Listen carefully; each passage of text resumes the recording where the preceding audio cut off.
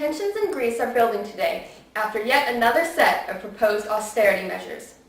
These measures are a part of Greece's continuing effort to revive its economy and show the European Union its commitment and capability to recover.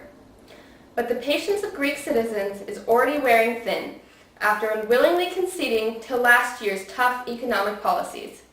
Echoing the protests of last May, thousands have gathered in protest outside nearly every major city in Greece. Fortunately, the strikes have remained peaceful, a welcome change from last year's violent protests. Here's Stephanie on the scene. Greece's troubles have stirred fear in nearby countries that also suffer from weak Eurozone economies, such as Portugal, Spain, and Italy.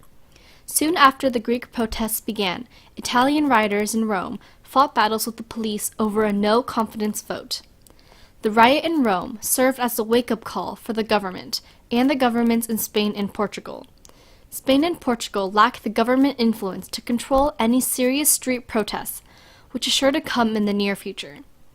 The Greek protests are the first and certainly not the last demonstrations of discontent to come in the following years. However, hopefully, the European Union can regain its power and Greece will recover from this devastating economic crisis. Clap. Thanks, Caitlin. This has been the scene all across Greece today. Here's some footage from the major cities. Clap! Clap! Clap! Clap! Clap! In Athens, at least 30,000 protesters stormed outside the nation's parliament building, calling the lawmakers thieves and robbers.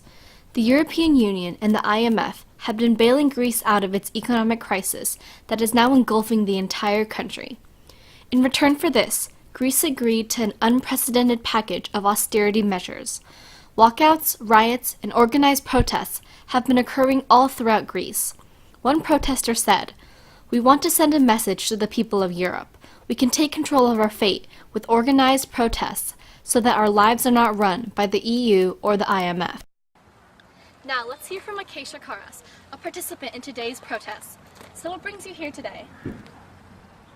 I work 2 jobs, 80 hours a week, trying to help support my family, and now they're saying they want me to get even less of my money. These thieves in the government are trying to take more of our hard-earned salaries, and we are out here to try and stop that.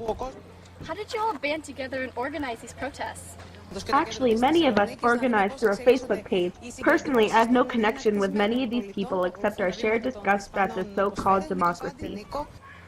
Well, technology has been a game changer. Thanks, Acacia. Go.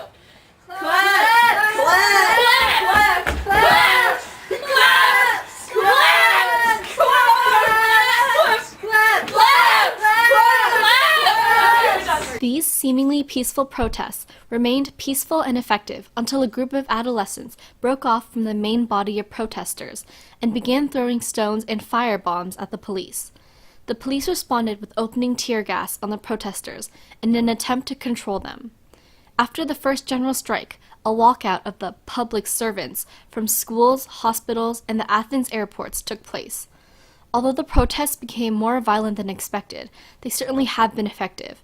People are not afraid to enter the streets to protest for their jobs and lives, even knowing the risk of violence.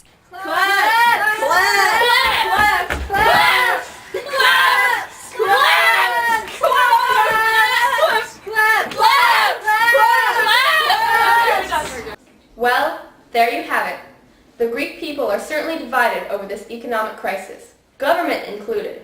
An emergency meeting today has failed to come to a final decision on which measures to take for the economy. Leaders are in disagreement over spending cuts and tax increases.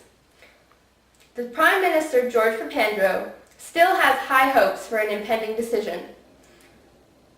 This economic collapse all across Mediterranean Europe has certainly taken a toll on democracy and the people. We can only hope that the situation will soon improve. Tune in at 6 o'clock for updates on this economic crisis.